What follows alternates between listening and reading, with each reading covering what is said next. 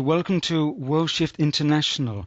Today we have the great honor of speaking to John Renesh. John is a well-known author, futurist, and business philosopher. He also has recently published his book, The Great Growing Up, Being Responsible for Humanity's Future. So welcome, John. Welcome to World Shift International. Thank you, Kingsley. Good to be here. Well, thank you, John, for speaking to us today. I'd like to begin by asking you, John, you have a very extensive background in business. You've been involved in the advertising agency, with small publishing company, with real estate, and I believe even with vending machines. So the question is, how has coming from a business background helped you in your work as a futurist and conscious evolutionist? I believe that's the first time I've been asked that question, so that's interesting. I would say the primary quality that it brings to my work is that I'm a pragmatist. I'm not a daydreamer. I don't sit around and dream up fantasies. For 30 or so years, I was an entrepreneur, small business operator, and while I was in it mostly to have a good time and be very creative and bring on new things to market, they also had to make money. That's the nature of a business. It has to make money. So you have to be very practical and very pragmatic. So I think that's one thing that's really contributed to my new life, my second life, which is that of a visionary trying to paint a picture of a future that people would actually like their children to inherit, rather than the one that all our trends seem to be pointing us toward right now. I'd like to continue on that line, to talk about your business background, because it is very interesting that you've come from that area. Now, you've said yourself, John, that business is the locomotive driving the train of society. Right. Now, given the current climate and perhaps many people's antagonisms against our multinationals and the current corporate way of life, could you please explain what you mean by saying this? Well, business is running the world right now. Some people here in the United States are calling us a corporatocracy, a word that isn't very commonly used, but it's been made up because the corporations seem to be controlling the politicians, controlling the legislation, controlling our way of life. And to a large degree, I think that's happening around the world. So the multinational corporation, which is even in the United States now is judged to be a real human being, which is silly, but that's what the Supreme Court said. Mm-hmm. We have a situation where the most powerful institutions in the world are no longer governments or countries. They are the corporations. So as corporations go, so go the rest of the world. So I spent 10 years focusing on writing and speaking about transforming our organizations so that they were more vibrant, healthier places to be, doing business more sustainably, and leading the world in what I call conscious leadership. I've now widened my scope in this last decade to where I'm looking at transforming the whole of society. But I spent 10 years, and I'd say 11 or 12 of my 14 books are all focused on transforming organizations.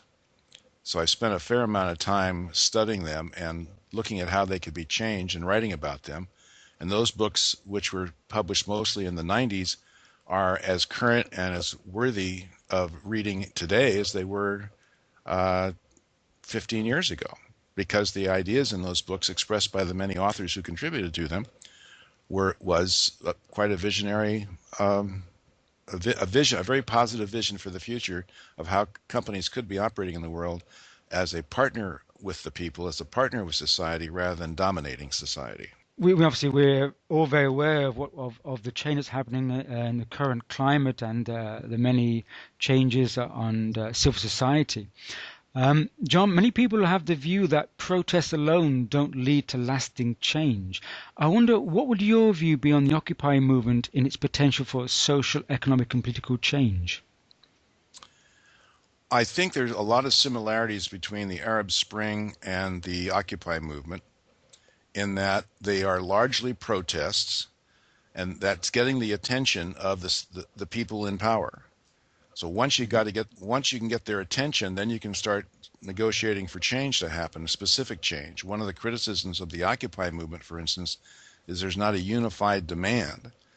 I think what the demand is for change.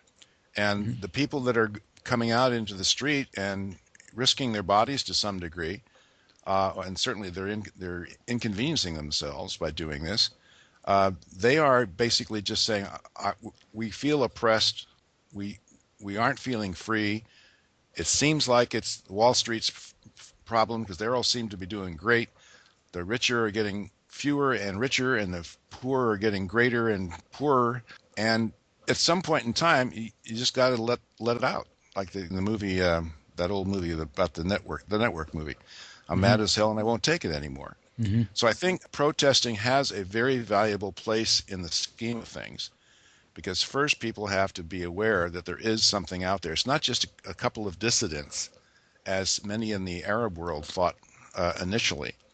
As more and more people saw what was going on, more and more people joined the crowds. I still remember these interviews back in Cairo a year ago, where they were interviewing this person. He said, I was home watching this on television. I realized I don't want to be in my living room watching this. I want to Hmm. be down here doing it. Hmm.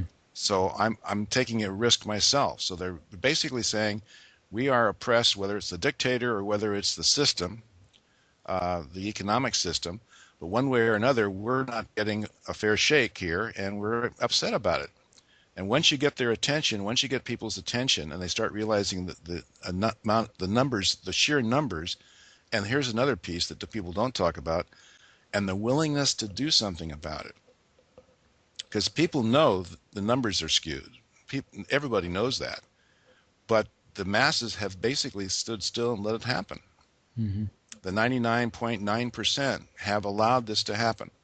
And they're finally starting to rear up and saying, we're not going to let it happen anymore. Now, obviously, not all 99.9% of the people are doing that. It's a very small percentage of them that are actually doing sitting outside in the plazas and so forth in the Occupy movement, that are out protesting.